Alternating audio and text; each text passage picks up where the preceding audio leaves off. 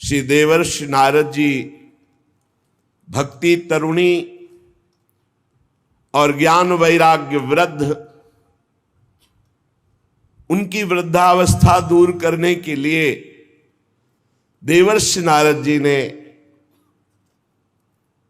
वेदांत ध्वनि, वेद ध्वनि, गीता गायन, कोई प्रभाव नहीं पड़ा। आकाशवाणी हुई कि आपको इनके वृद्धावस्था के दूर करने का उपाय संत शिरोमणि जन बताएंगे। वो महान सत्कर्म का अनुष्ठान करोगे तो ये यौवन अवस्था को प्राप्त हो जाएंगे। गूढ़ आकाशवाणी, बहुत जगह संत महापुरुषों के पास देवर्षि नारद जी गए। जब बात रखी कि ज्ञान और वैराग्य की वृद्धावस्था कैसे जाए, हमने वेद ध्वनि सुनाई, वेदांत घोष किया, गीता पाठ सुनाया, तो कुछ संत जनों ने कहा कि अब तो असंभव है। जब इस पर भी ज्ञान वैराग्य नहीं जगे तो कोई और उपाय नहीं हो। आप जैसे समर्थ महात्मा और वेद वेदांत और गीता पाठ के बाद भी ज्ञान वैराग्य यौवन नहीं हुए तो कोई उपाय नहीं। लेकिन आकाशवाणी ने कहा था कि संत शिरोमणि जन वह उपाय बताएंगे। देवर्षि नारद जी खोजते ही रहे। अचानक सनकादि मिले। देवर्षि नारद जी ने मन में विचार किया कि बद्रिकाश्रम में जाकर तप करूंगा और तप के द्वारा ज्ञान वैराग्य को स्वस्थ करूंगा। पर सनकादि मिल गए, सनक सनंदन सनातन सनत कुमार जी। उन्होंने कहा आप जैसे महात्मा का चिंतातुर और खिन्न देखना जरूर कोई विशेष बात है, नहीं तो जो भगवद आश्रित है वो तो मुख प्रसन्न तन तेज विराजा। मुख में प्रसन्नता और तन में तेज, आप में खिन्नता और चिंता दिखाई दे रही। जरूर परहित की भावना से कोई विशेष कार्य में आपका चित्त उदास हुआ है। बताया कि भक्ति यौवन और उनके पुत्र ज्ञान वैराग्य, ये वयोवृद्ध और दासी मुक्ति तो क्षीण ही जैसी हो गई। कलिकाल का इतना प्रचंड प्रभाव, वो तो भगवत धाम चली गई। हम कैसे ज्ञान वैराग्य को पुष्टता प्रदान कर सके।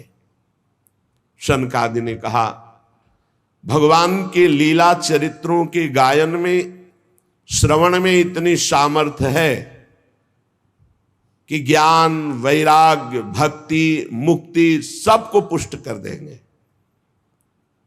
और संपूर्ण भगवान की ज्ञान सिद्धांत, वैराग्य महिमा, भक्ति महिमा, तत्वबोध सब कुछ विराजमान है श्रीमद् भागवत में। अगर श्रीमद् भागवत का अनुष्ठान हो तो निश्चित भक्ति ज्ञान वैराग्य मुक्ति सबको पुष्टता मिल जाएगी। और आप भी तो उस विषय के ज्ञाता हैं। सनकादि ने देवर्षि नारद जी से कहा, क्योंकि जब व्यास देव जी चिंतातुर थे तो आपने चतुश्लोकी भागवत का गान करके उनकी चिंता को मिटाया। आपको संशय नहीं करना चाहिए, भगवत लीला गायन से निश्चित ज्ञान वैराग्य पुष्ट हो जाएंगे। अब तो निश्चय हो गया कि भगवत लीला गायन सनकादि करेंगे। स्थान का निश्चय हुआ हरिद्वार आनंद घाट। सिद्धों ने चर्चा पूरे विश्व में फैला दी।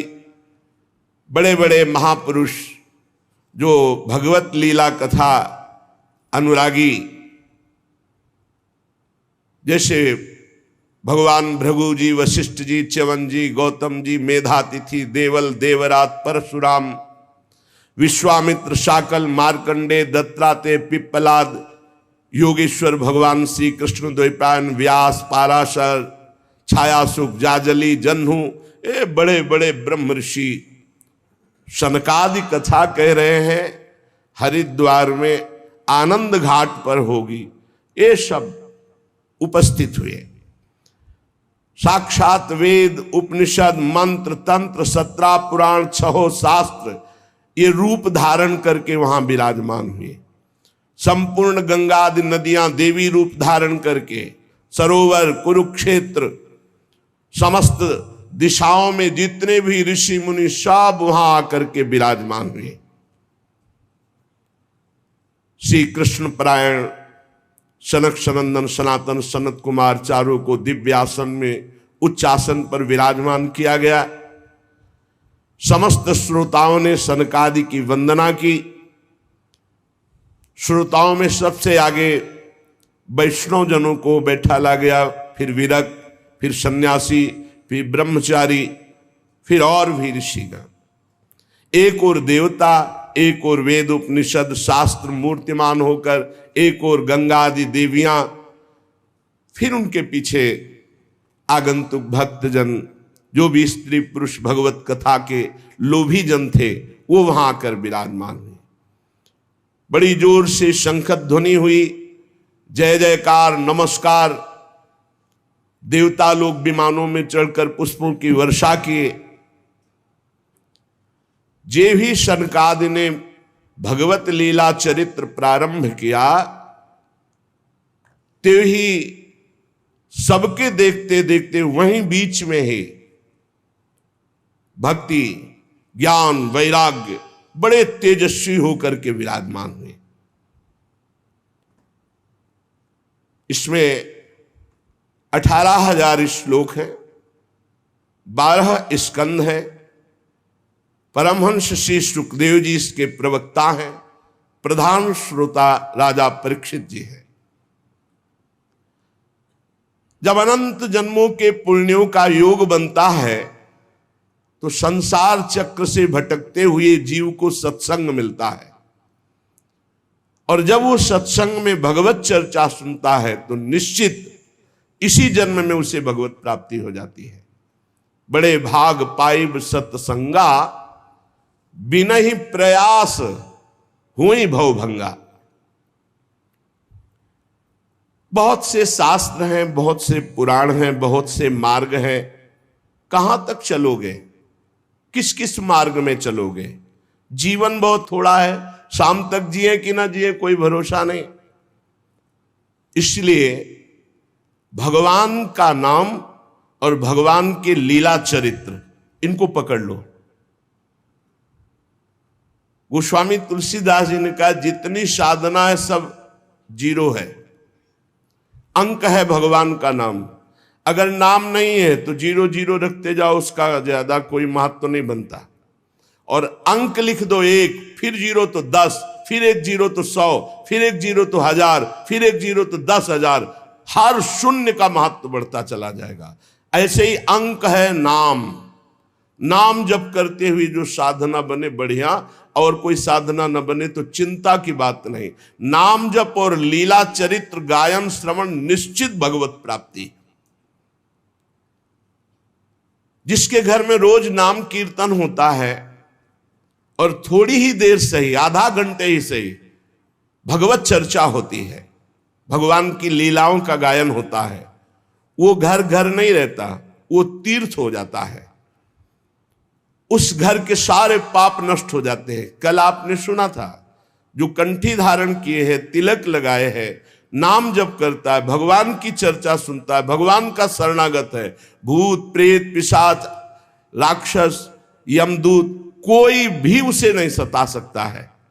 इतनी सामर्थ्य शरणागति पे है, भगवत चिन्हों को धारण करने से है। हजारों अश्वमेध यज्ञ, सैकड़ों वाजपेयी यज्ञ, इनका फल एक तरफ, और जो पूरी की पूरी श्रीमद् भागवत 18,000 श्लोक सुन ले, तो उस श्रीमद् भागवत के फल की श्रवण की समानता ये हजारों अश्वमेध और सैकड़ों वाजपेयी यज्ञ नहीं कर सकते हैं। क्यों? क्योंकि भागवत सुनने वाला सीधे भगवत धाम जाएगा, और यज्ञ भोक्ता स्वर्ग को भोगने के बाद फिर यही मृत्यु लोक में आएगा। हे तपोधनो, जब तक मन लगाकर भगवान की चर्चा नहीं सुनी जाती, तभी तक हमारे मन में पाप रहते हैं, शरीर में पाप रहते हैं। और जब हम मन लगाकर भगवान की चर्चा सुनते हैं तो हमारे मन में निष्पाप निर्मलता आ जाती है, और निर्मल मन में भगवान का वास है। निर्मल मन जन सो मोहि पावा, मोहि कपट छल छिद्र न भावा। गंगा जी स्नान करने से वाह पवित्रता, फिर धीरे धीरे मानसिक पवित्रता की तरफ गति होती है। लेकिन यदि भगवत लीला चरित्र सुना जाए तो वाह और आंतरिक दोनों पवित्रता हो जाती है। भगवान नाम जप किया जाए, भगवत लीला चरित्र सुना जाए तो सवाभ्यंतर शुचि, वो बाह्य और अभ्यंतर दोनों से पावन हो जाता है। इसलिए श्री कृष्ण लीला कथा अमृत की समानता न गंगा, न गया, न काशी, न पुष्कर, न प्रयाग कोई नहीं कर सकता। जिसको इसी जन्म में भगवत प्राप्ति की इच्छा है तो एक श्लोक ही सही, एक श्लोक ही गायन करे, कोई भी एक श्लोक याद कर ले। ये श्रीमद् भागवत का ही श्लोक है। कृष्णाय वासुदेवाय हरये परमात्मने प्रणत क्लेश नाशाय गोविंदाय नमो नमः। एक श्लोक अगर रोज गाया जाए जीवन में तो उसकी दुर्गति नहीं होगी। एक श्लोक या तस्मात् शास्त्रम प्रमाणम। अगर आधा श्लोक भी उच्चारण कर दे तो निष्पाप रहेगा पूरे जीवन। जो प्रणव का जप करता है, गायत्री अनुष्ठान करता है, पुरुष सूक्त गायन करता है, वेदों का स्वाध्याय करता है, द्वादशाक्षर मंत्र जप करता है, भगवान सूर्य की आराधना करता है, प्रयागराज में संगम में स्नान करता है, संवत्सर रूप काल, ब्रह्म ऋषि, अग्निहोत्र, गौ सेवा, द्वादशी तिथि, तुलसी सेवन, बसंत ऋतु, ये सब जो, और एक भगवान का नाम जप करके लीला चरित्र सब महान हो गए। बुद्धिमान वही है कि ये जन्म हमारा व्यर्थ न जाने पावे, सनकादि कहते हैं। जो पुरुष अहर्निश भगवान का नाम जप करता है, अहर्निश निरंतर महिमा है। जो अहर्निश निरंतर तैल धारावत अखंड चिंतन में चल रहा है नाम, और जहां भगवान की चर्चा होती, जैसे प्यासा आदमी दौड़ के जाता है, बावरों सो रस में फिरे खोजत नेह की बात, बावरा में कहां भगवत चर्चा हो रही, और जाके वहां शांत एक चित्त होकर बैठकर भगवत चर्चा सुनता है। तो कह रहे जन्म कोटि कृतम पापम नश्यते नात्र संशया। करोड़ों जन्मों के पाप उसके नष्ट हो जाते, इसमें कोई संशय ना करे। जो नित्य भगवान की लीला कथा सुनता है, नित्य भगवान का नाम जप करता है, श्री तुलसी जी को जल चढ़ाता है, वैष्णव जनों की सेवा करता है, उसको परम पद दुर्लभ नहीं है, सुलभ है। जो पुरुष पधारने जा रहा हो, शरीर पूरा हो रहा हो, उस समय नाम कीर्तन, उस समय भगवान के लीला चरित्रों के 2-4 अध्याय गान कर दे, निश्चित वो भगवान के धाम को जाएगा, निश्चित। ये करना चाहिए। अपना कोई परिचय हो या ना हो, किसी का शरीर छूट रहा है तो नाम कीर्तन शुरू कर दो। अगर आपको आता है तो संस्कृत या हिंदी से भगवान के पावन चरित्र जो गाए गए हैं, 2-4 अध्याय रास पंचाध्यायी के भगवत लीला के सुना दो, अवश्य अवश्य उसे भगवत प्राप्ति हो जाएगी। इस सनक सनंदन सनातन सनत कुमार जी कह रहे हैं। जो धनी मानी जन है, यदि वे स्वर्ण का सिंहासन बनाकर उसमें श्रीमद् भागवत ग्रंथ विराजमान करके किसी वैष्णव को दान कर दे तो उन्हें भगवान का सायुज्य मोक्ष प्राप्त होता है, सायुज्य पदवी प्राप्त होती है। जिस दुष्ट ने अपनी सारी आयु में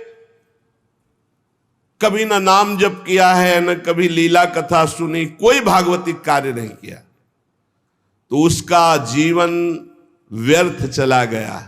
संसार के भोगों का बोझा ढोते हुए, भोगों को भोगते हुए उसका व्यर्थ जीवन गया। व्यर्थ में माता ने प्रसव किया, उसका यहां मृत्युलोक में मानव शरीर धारण करना व्यर्थ हो गया। वो मुर्दा है जो भगवान का नाम जप नहीं करता, वो मुर्दा है जो भगवान की लीला कथा नहीं सुनता। वो भार स्वरूप है, पृथ्वी में पशु तुल्य है, धिक्कार है। सनकादि जन कह रहे, धिक्तम नरम पशु समम भूय भार रूपमेवं वदंति दिव्य देव समाज मुख्या। संत समाज, देव समाज ऐसों का त्याग कर देते, धिक्कार कर देते हैं, जो न नाम जप करते हैं, न भगवद आचरण करते हैं, न भगवत लीला कथा सुनते हैं। संसार में सब कुछ सुलभ हो सकता है, पर संत समागम बहुत कठिन है। संत समागम, भगवत प्रेमी महात्मा का मिलना, महत्संगस्तु सुदुर्लभ हो। करोड़ों जन्मों के जब पुण्य एकत्रित होते हैं, तब भगवत प्रेमी महात्मा का सानिध्य और उनके श्रीमुख से सिद्धांत और भगवत चर्चा सुनने को मिलती है। नारद जी, आप बड़े ही महान योग निधि महात्मा है, क्योंकि आपने जगत कल्याण के लिए ज्ञान वैराग्य को पुष्ट करने के लिए प्रयत्न किया। भगवत मार्ग में भगवत लीला कथा श्रवण रसास्वादन करने के लिए झूठ बोलना त्यागना आवश्यक है।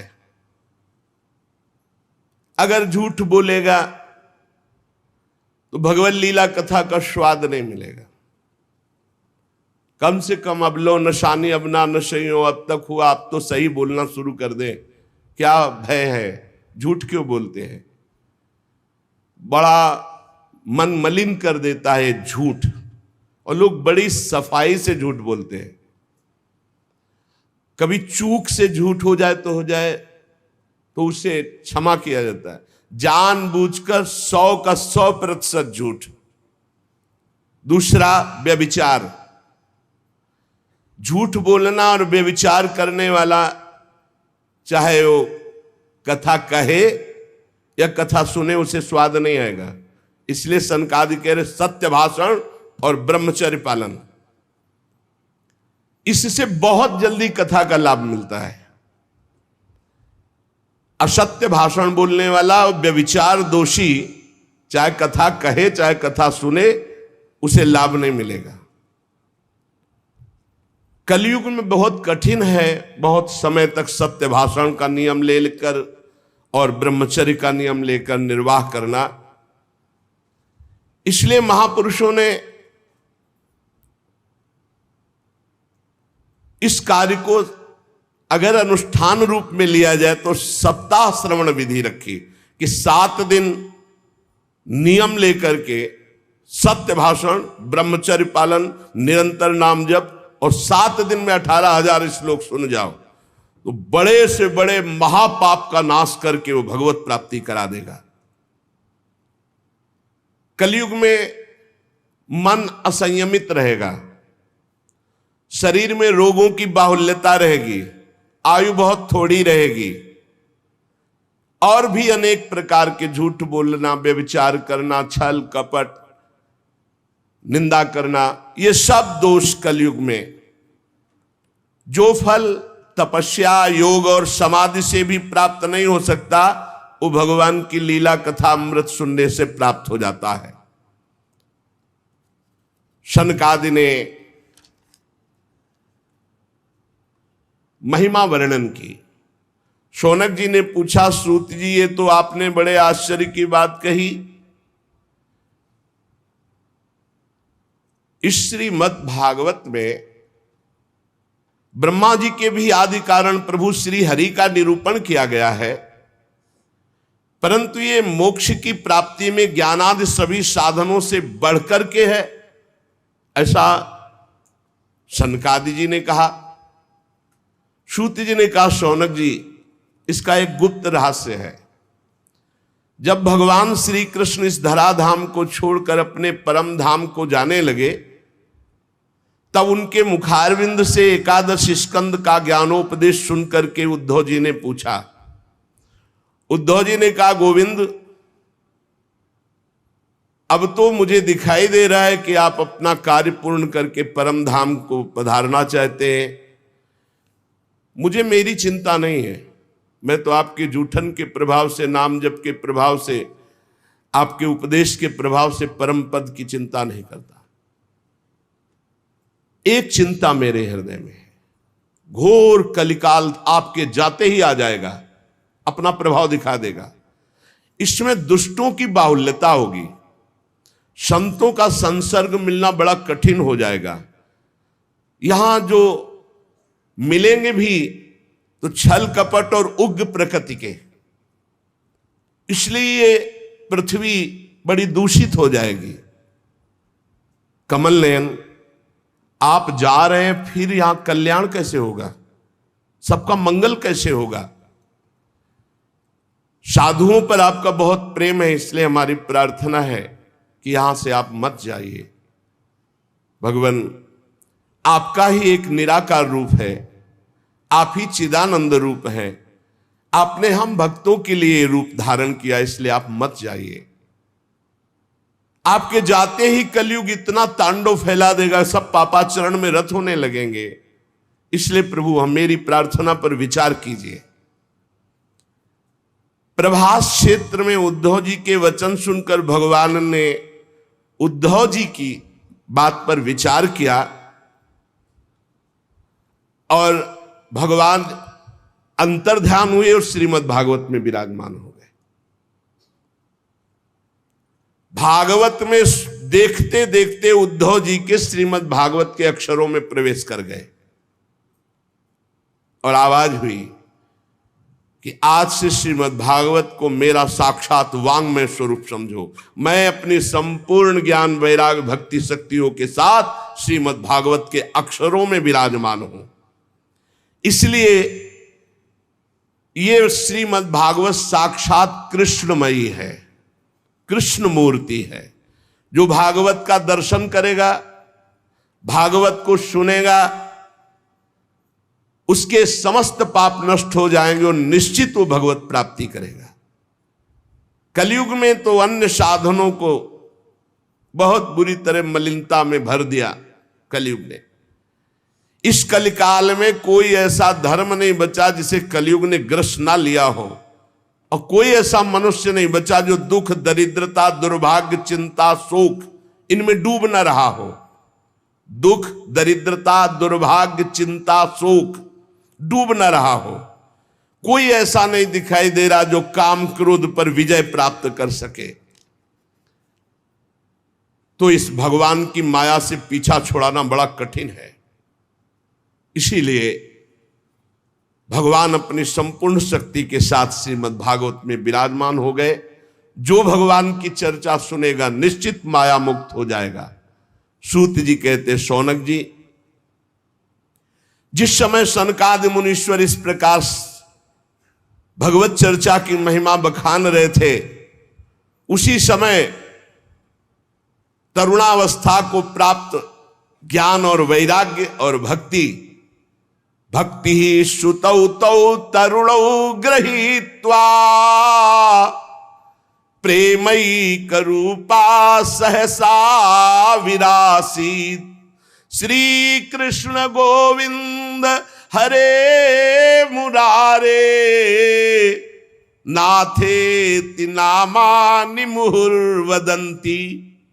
सभा के बीच में ज्ञान, भक्ति, वैराग्य प्रकट हो गए और जोर जोर से गाने लगे। अपने लोग भी 2-4 बार गाते हैं।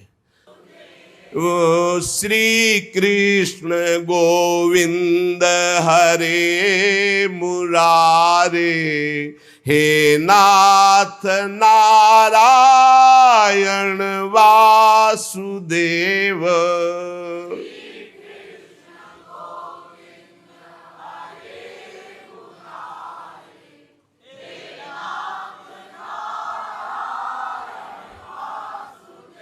हे नाथ नारायण वासुदेव, हे नारायण वासुदेव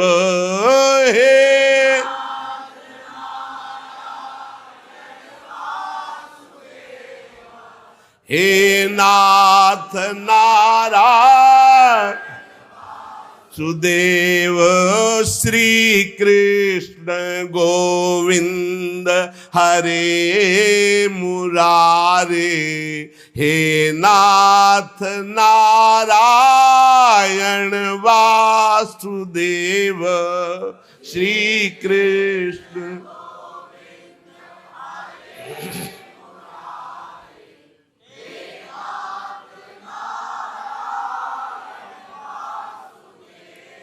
सभी सभासदों ने देखा परम सुंदरी दिव्य तेजोमयी प्रेम लक्षणा भक्ति भागवत के अर्थों का आभूषण पहने हुए।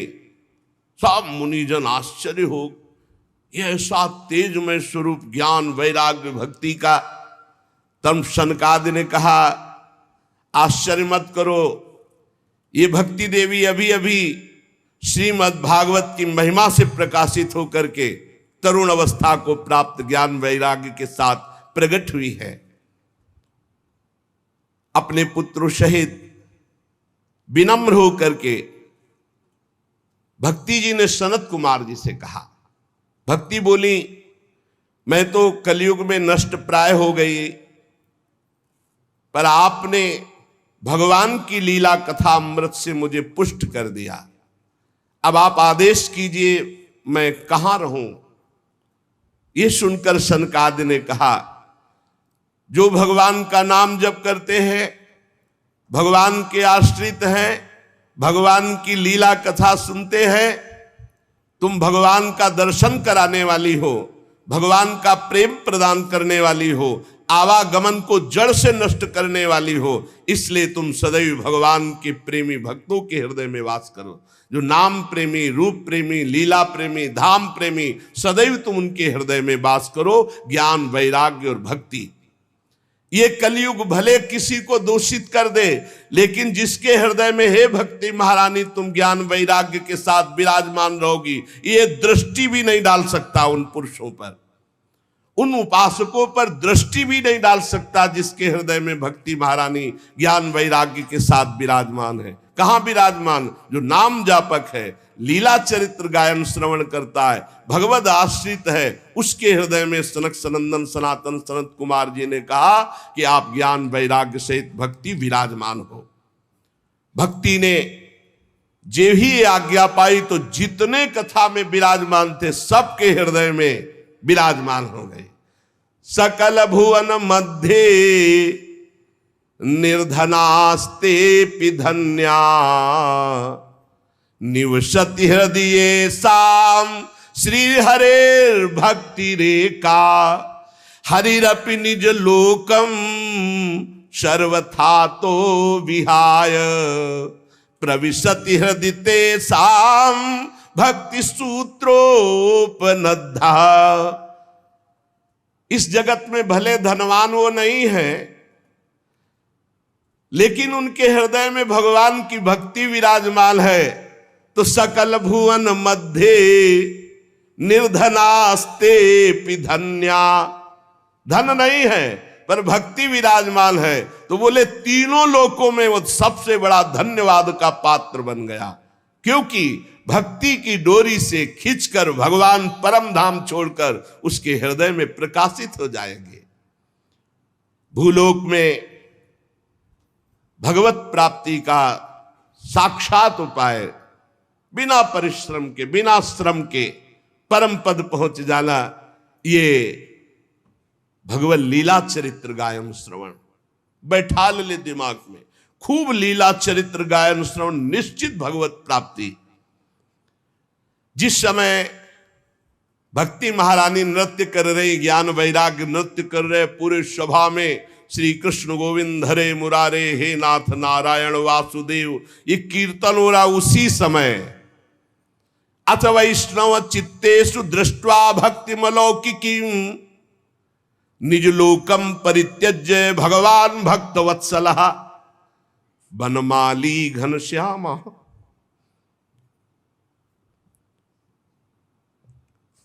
पीतवासा मनोहर कांची कलाप रुचिरो लसन मुकुट कुंडल त्रिभंग ललितश्चारु कौस्तुभेन विराजिता कोटि मनमथ लावण्यो हरिचंदन चर्चिता परमानंद चिन्मूर्ति मधुरो मुरलीधरा आविवेश सुभक्तानाम हृदयान्यमलानि च। उसी समय देखा कि सबके बीच में श्री चरणों तक लटकती हुई बनमाला, सिर पर मोर मुकुट, कानों में कुंडल, ललित त्रिभंगी, अधरों पर वर्षी, नेत्रों में करुणा, वक्षास्थल में कौस्तुभमणि,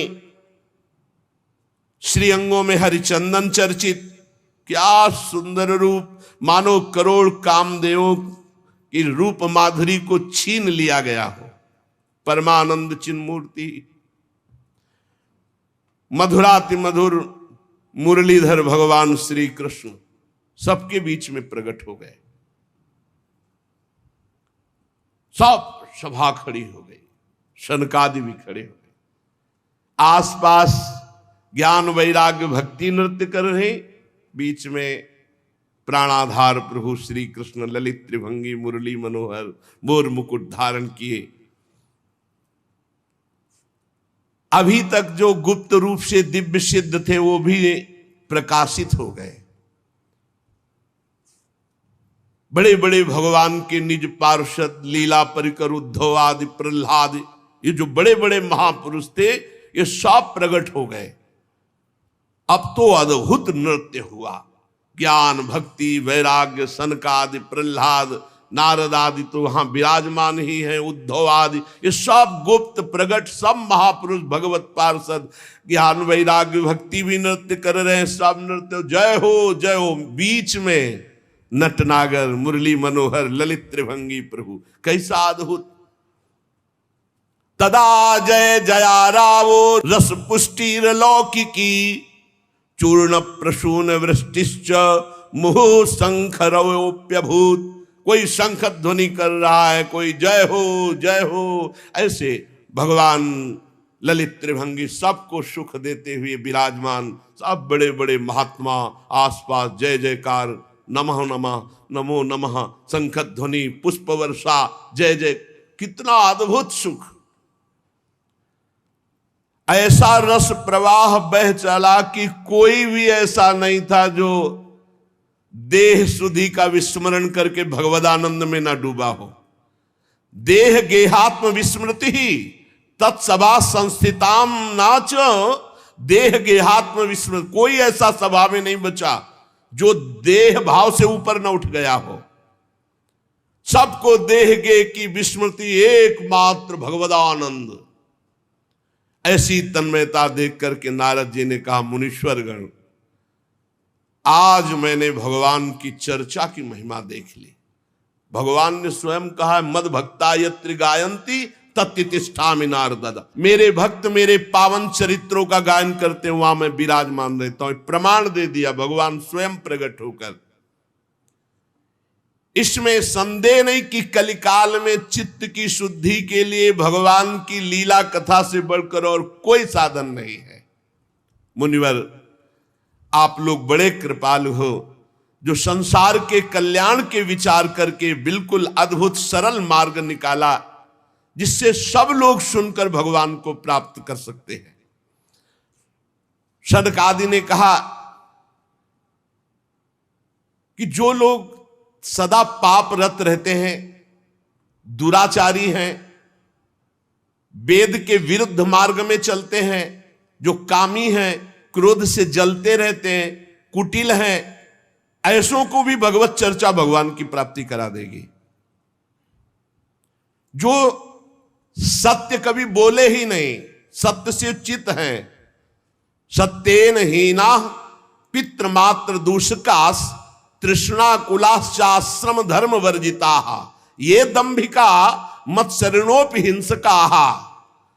जो माता पिता की निंदा करने वाले, माता पिता को कटुवचन बोलने वाले, माता पिता को दंड देने वाले, ये घोर नरकों को जाते हैं। लेकिन ऐसा भी पुरुष जो तृष्णा का मारा, आश्रम धर्म का त्यागी, दंभी, दूसरों की उन्नति देखकर कुढ़ने वाला, सदैव दूसरों को कटुवचन दुख देने वाला, ऐसे लोग सब नरक जाते हैं। पर ऐसे लोगों को भी यदि भगवत चर्चा सुना दी जाए तो उनका कल्याण हो जाएगा। ये 5 महापाप हैं, इनको नष्ट करना बहुत कठिन होता है। पंचोग्र पापास छलछद्म कारिणः क्रूरा पिशाचा इव निर्दयाश्चये। कौन से महापाप? सबसे पहला शराब पीना। ये पंचोग्र पापास, ये निश्चित नरक जाते हैं। शास्त्र हमारा निषेध करता है।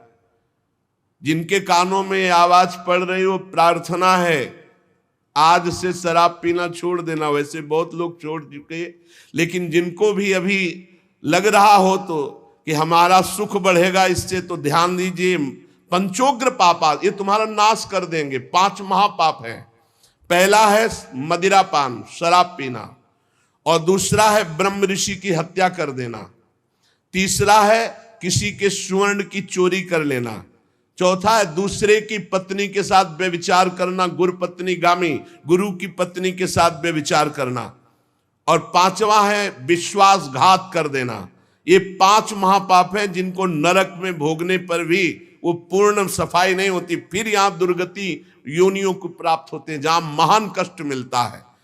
ऐसे 5 महापाप करने वाले, मदिरापान, ब्रह्म ऋषि की हत्या करने वाला, स्वर्ण की चोरी करने वाला, गुरु पत्नीगामी, पराई स्त्री से व्यभिचार करने वाला और विश्वासघाती, ये 5 महापाप हैं जो नरक भोगना पड़ता है। छल छद्म परायण क्रूर पिशाचों के समान निर्दयी, जो ब्रह्म ऋषियों के धन को छीन करके पुष्ट होते हैं, ऐसे व्यभिचारी, ऐसे लोगों को भी यदि भगवान की चर्चा सुनने को मिल जाए तो पावन हो सकते हैं। इनको भी भगवान की लीला कथामृत सुनने को मिल जाए, किसी कारण से इनको जबरदस्ती, प्यार से, दुलार से, रिश्ते संबंध के बल से कैसे भी इन्हें सत्संग में ले आया जाए, इन्हें भगवत चर्चा सुनाई जाए, तो निश्चित इनकी बुद्धि परिवर्तित होगी, इनका कल्याण हो जाएगा। जो दुष्ट आग्रह पूर्वक मनवाणी शरीर से पाप करता है, दूसरे के भोजन से शरीर पुष्ट करता है, मलिन हृदय वाला, अगर ऐसों को भी भगवत चर्चा सुनाई जाए तो ये भी भगवत प्राप्ति के मार्ग में चल देंगे। नारद जी, घोर पापी को भी भगवत प्राप्ति कराने में समर्थ है भगवत चर्चा।